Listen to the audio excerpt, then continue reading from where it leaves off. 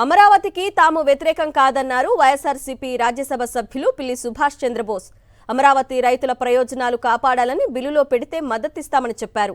రాష్ట్రంలో మెడికల్ కాలేజీలను ప్రైవేటీకరణ చేయడం అత్యంత దుర్మార్గమన్నారాయన. ప్రైవేటీకరణకు వ్యతిరేకంగా పార్లమెంటులో గళమిప్పుతామన్నారు. రాయలసీమ లిఫ్ట్ ఇరిగేషన్ ప్రాజెక్టును చంద్రబాబు మూలన పడేశారని విమర్శించారు.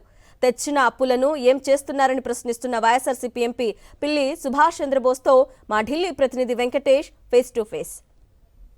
కీలకమైన పార్లమెంటు బడ్జెట్ సమావేశాలు ప్రారంభం కాబోతున్నాయి.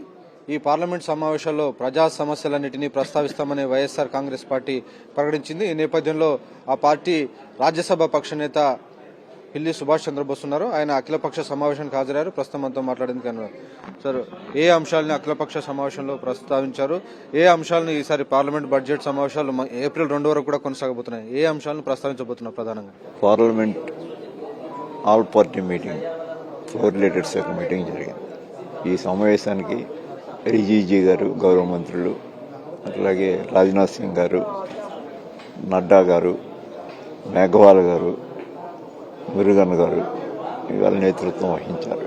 ప్రధానంగా ఆంధ్రప్రదేశ్ రాష్ట్రంలో ఉన్నటువంటి ప్రధాన సమస్యలన్నింటినీ కూడా మేము ప్రస్తావించబోతూ ఉన్నాం రేపు జరిగే పార్లమెంటు సమావేశాలు అని చెప్తూ, మొట్టమొదటిగా మేము అత్యధిక ప్రాధాన్యత కలిగి 17 మెడికల్ కాలేజీలని, అంటే జగన్మోహన్ రెడ్డి గారు ప్రభుత్వం తీసుకొచ్చినటువంటి 17 మెడికల్ కాలేజీలని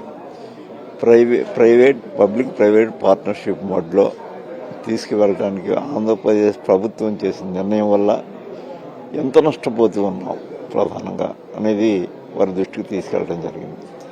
సుమారుగా ఈ 2 సంవత్సరాల్లో 2450 మెడికల్ సీట్లు కోల్పోతూ ఉన్నాం.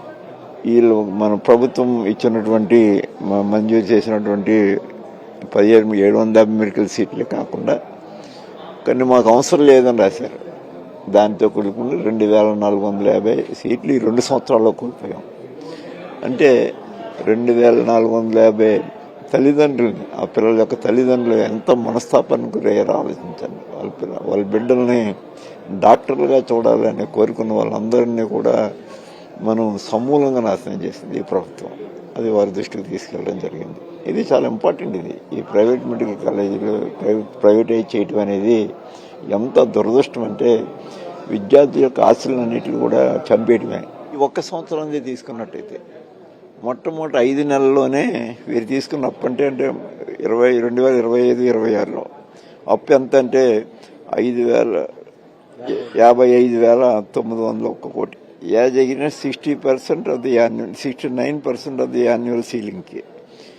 మరి ఇంత భాగం ఇదంతా కూడా ప్రజల మీద భారం పోపినట్టే కదా. ఎందుకు అంత అవసరం? మీరు ఎందుకు తీసుకొస్తున్నారు? పోనీ ఏమైనా జగన్మోహన్ రెడ్డి గారి లాగా సంక్షేమ పథకాలు అధికంగా ఇచ్చారంటే ఒక పెన్షన్ తప్ప ఏమి ఇవ్వట్లేదు. కనీసం రైతుకి ఇన్సూరెన్స్ కూడా కట్టలేదు. ఏ విధంగా రాయలసీమ మరి బాగు చేద్దాం అనుకుంటున్నారు?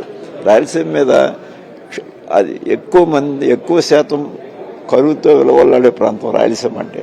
మరి దాని మీద కూడా మీకు ప్రత్యేక శ్రద్ధ లేకపోవడం చాలా దురదృష్టంగా మేము భావిస్తున్నాం అనేది. అది కూడా సెంట్రల్ గవర్నమెంట్ దాంతో పాటుగా అధిక రేట్లు. అట్లాగే ఎల్సిటీ టారిఫ్ను పెంచారు. దాదాపు 20,000 కోట్ల రూపాయలు అదనంగా టారిఫ్ వేశారు. సార్, ముఖ్యమంత్రి చంద్రబాబు నాయుడు పదే అంటున్నారు ఈ సమావేశాల్లో అమరావతి బిల్లు రాబోతుంది, మీరు మంత్రులతో టచ్లో ఉండండి అని ఎంపీలకైనా దిశానిర్దేశం చేశారు. ఏమంటారు దీనిపైన? ఇప్పుడు అమరావతి అక్కడ ఏమీ లేదు. ఎప్పుడు జగన్మోహన్ రెడ్డి గారు కూడా చెప్పలేదే. అమరావతితో పాటుగా ఆయన చెప్పారు మిగతా 2 కూడా డెవలప్ చేయాల్సిన అవసరం ఉందని. అమరావతికి ఇప్పుడు కూడా మేము ఎగ్నెస్ట్ ఏం కాదు, అమరావతి ఖచ్చితంగా చేయవలసిందే. మా యొక్క కోరిక ఏంటంటే అమరావతికి భూములు ఇచ్చిన రైతుల యొక్క హక్కుల్ని పరిరక్షించాలి. చాలా కీలకమైన ప్రజా సమస్యల్ని వైఎస్ఆర్ కాంగ్రెస్ పార్టీ ఉభయ సభలను కూడా ప్రస్తావించబోతోంది.